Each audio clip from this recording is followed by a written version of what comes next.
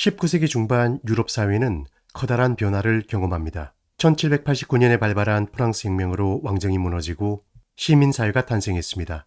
영국에서 진행된 산업혁명은 삶의 방식과 속도를 바꾸어 놓았습니다. 이 모든 변화가 가장 집약적으로 나타난 곳이 프랑스 파리였고 미술의 혁신과 변화의 중심지 역시 프랑스 파리였습니다. 이런 변화의 시대, 미술가들에게 가장 흥미로운 관찰 대상은 파리 그 자체였습니다.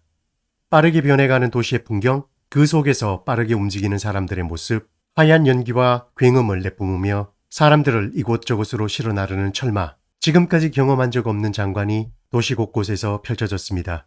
미술가들은 자신들이 살고 있는 도시와 도시에서 벌어지는 일들, 그리고 도시인들을 관찰해 그림에 담았습니다.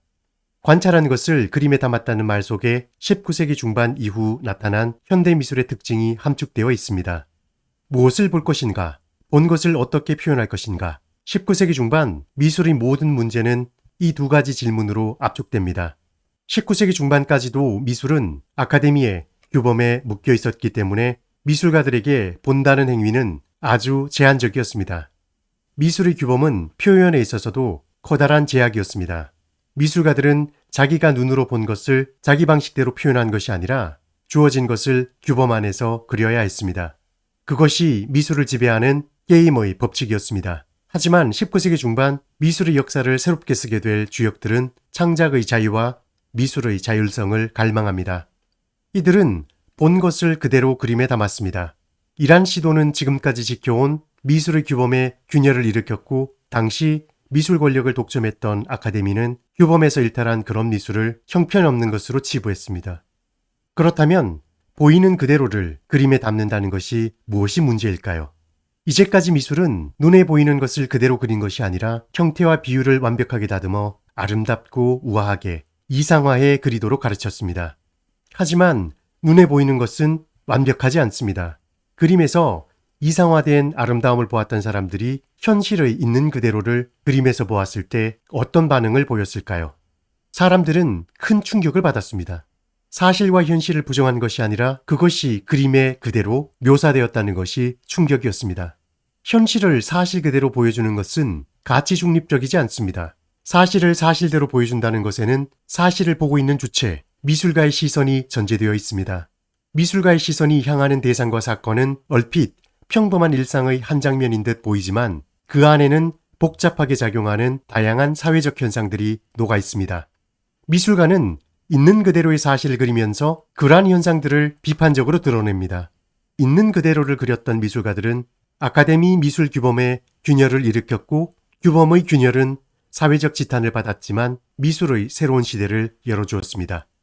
사실주의를 대표하는 인물은 귀스타프 쿠르베입니다. 쿠르베의 대표작 오르낭의 매장은 화가의 고향 마을 오르낭에서 이루어진 누군가의 장례식 장면을 묘사하고 있습니다. 높이가 3m가 넘고 폭이 무려 6m 68cm에 달하는 대작입니다. 이 정도의 크기의 작품이면 매장되는 주인공이 분명 누구나 알 법한 높은 지위의 중요한 인물일 것으로 기대합니다. 하지만 이 그림은 그렇지 않습니다. 위대한 영웅의 장엄한 죽음도 아닌 아무개의 평범한 장례식 장면을 이처럼 거대한 화면에 담았다는 사실이 논란이 되었습니다. 화가 쿠르베가 작품을 통해 공격하고 있는 것이 바로 그 지점입니다. 풍자화가 오노레 도미에는 극심한 빈부격차의 현실을 날카롭게 비판했고 장 프랑서 밀레는 풍요로운 수학의 계절을 그리면서 현실의 부조리를 은유적으로 고발했으며 에드와르 마네의 그림은 발표되는 족족 사회적 물의를 일으켰습니다. 사실을 사실 그대로 묘사하면 객관적이고 중립적일 것 같지만 실제로는 그렇지 않습니다. 사실을 사실 그대로 묘사하는 것 자체가 불가능할 뿐만 아니라 설령 사실을 있는 그대로 보여준다 하더라도 사실 안에는 이미 모순과 갈등, 부조리와 같은 사회적 비판의 시각이 녹아 있습니다. 본다는 것과 표현한다는 것의 새로운 정의가 현대 미술의 문을 열어주었다면 인상주의 미술가들은 순수 미학적 차원에서 미술의 본질적 요소들 가운데 빛에 관심을 집중했습니다. 인상주의 미술가들은 대상을 모방하거나 어떤 이야기를 서사적으로 묘사하는 것에는 관심이 없었습니다. 이들이 화면에 잡아두고 싶었던 것은 시시각각 변하는 빛과 빛이 만들어내는 대기의 즉흥적인 분위기, 인상이었습니다. 인상주의 미술가들은 보다 실감나게 빛을 포착하기 위해 동일한 대상을 다양한 빛의 상황에서 그렸습니다. 이런 작업 방식에서 시리즈, 연작이라는 개념이 생겨났습니다. 인상주의 미술가들은 신비롭고 상징적인 상상의 빛을 그리지 않았습니다. 이들이 그린 빛은 실제 자연에서 관찰된 실제의 빛입니다. 인상주의자들은 자연의 빛을 그리기 위해 화구를 챙겨 야외로 나갔고 빛 속에서 빛을 그렸습니다. 인상주의 미술가들 중에서는 과학적인 방법으로 빛과 색에 접근한 화가들이 있었습니다.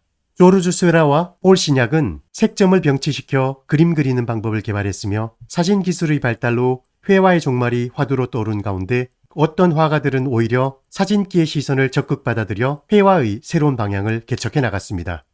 인상주의자들처럼 빛에 심취한 미술가들이 있었는가 하면 폴 고겐과 같은 미술가들은 문명에 때묻지 않은 미술의 순수한 온천을 찾기 위해 머나먼 섬나라로 긴 여행을 떠나기도 합니다. 야스파로 알려진 앙리 마티스는 대상으로부터 색을 해방해 주었고 프로방스 출신의 폴 세자는 공식처럼 여겨졌던 원근법적 시점에서 벗어나 새로운 회화적 공간을 만들어내면서 파블로 피카소, 조르주 브라크 같은 미술가들이 평면에 새로운 방식으로 입체를 표현할 수 있는 토대를 마련해 주었습니다.